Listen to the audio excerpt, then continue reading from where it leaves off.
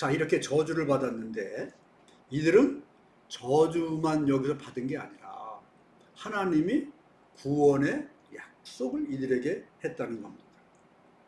3장 15절, 제가 한번 성경을 읽어보도록 하겠습니다.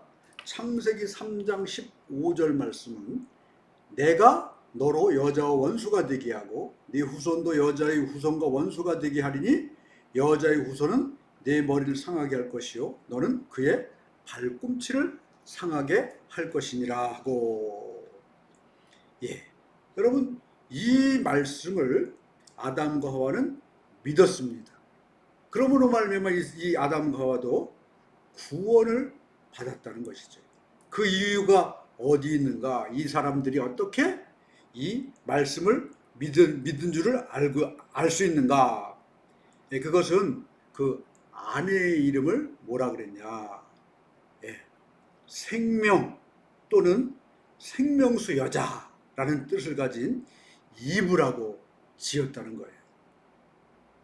그래서 여러분, 이 여자의 이름을 통해서 이들이 하나님이 미래의 날에 구원을 받게 해주시겠다, 이런 말씀을 믿었다는 거죠. 그래서 하나님은 여러분 반드시 죽을 것이다 이렇게 말씀을 하셨고, 여러분 이 아담은 930년 후에 육신적으로 죽었습니다.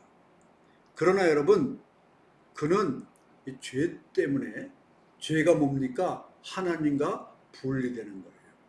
죄 때문에 영적으로도 죽었어요. 어느 신천지 교인이 나에게 말했습니다. 왜 하나님이 너희가 그 열매를 따먹으면 죽을 것이다 했는데 왜 안 죽었을까? 즉시 안 죽었을까? 그런 의문을 가졌는데 신천지에서 그것은 육이 죽는 것이 아니라 영이 죽는 것이다 라는 말에 훅 하고 넘어져 빠졌다고 합니다.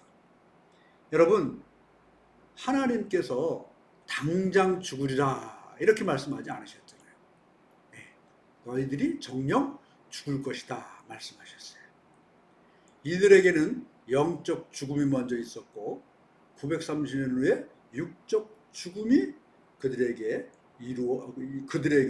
나타나게 됐다는 거예요. 그렇지만 여러분, 하나님은 이 여인에게서 앞으로 구세주가 탄생할 것이고 그 구세주로 말미암아 구원을 받게 될 것이다 이렇게 말씀하셨고, 아담은 이 약속을 믿고 구원을 받았습니다. 하나님은 여러분 우리의 죄의 육체적인 결과를 변경시키지 않았지만 영원한 결과인 지옥은 면제시키셨다는 겁니다. 그래서 여기서 우리가 생각해 볼 게 뭐냐 하면, 이 땅을 살아가면서 우리가 죄를 짓지 말아야 될 이유가 분명합니다.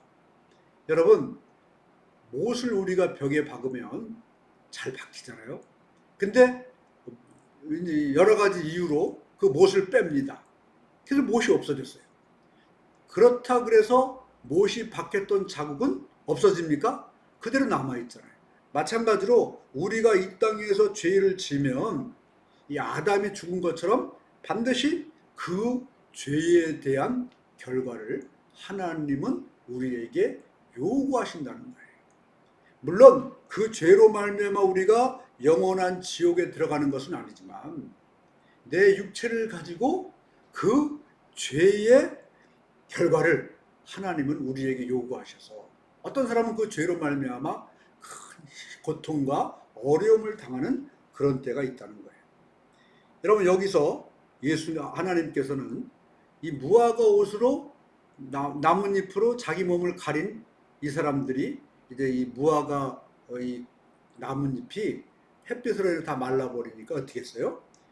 가죽옷을 지어서 입히셨습니다. 여기서 가죽옷은 무엇을 상징하느냐? 그리스도 안에서 우리가 가지는 구원을 말합니다. 가죽옷이 나오려면 어떤 짐승이든 죽어야만 되고 피를 흘려야만 됩니다. 그 짐승이 어떤 짐승인지 모르지만 아담과 하와의 옷을 만들기 위해서 그 죄 없는 짐승은 죽음을 당했고 피가 흘려졌고 가죽이 벗겨졌다는 거예요. 이들은 나뭇잎으로 죄와 수치를 가리려 했지만 이것은 아까도 말씀드렸듯이 인간의 선한 행위를 말합니다. 선한 행위는 하나님께서 받아들이지 않으시는 거예요. 그 대신 하나님이 가죽옷을 지어 입혔다. 피를 흘린 짐승, 예수 그리스도를 상징한다는 것입니다. 그래서 우리가 오늘 이 시간에 말씀을 이제 마무리하고 정리합니다. 여러분, 여기서 우리가 이제 말씀을 정리할 것은 이 첫 아담과 마지막 아담에 대한 비유를 한번 해보도록 하겠습니다. 첫 아담은 오늘 본문에 나오는 아담입니다. 마지막 아담은 누굽니까? 그리스도 예수를 말하는 거예요. 이렇게 비교를 해보면 분명히 첫 아담과 마지막 아담의 차이를 우리가 분명히 알 수 있습니다. 첫 아담은 흙으로 만들어졌습니다. 그러나 마지막 아담 예수님은 하늘로부터 오신 분이라는 것입니다. 두 번째, 완전한 동산. 여러분, 모든 것이 만족스러운 동산에서도 이 아담과 하와는 시험을 받았어요. 마지막 아담인 예수님은 광야에서 시험을 받았습니다.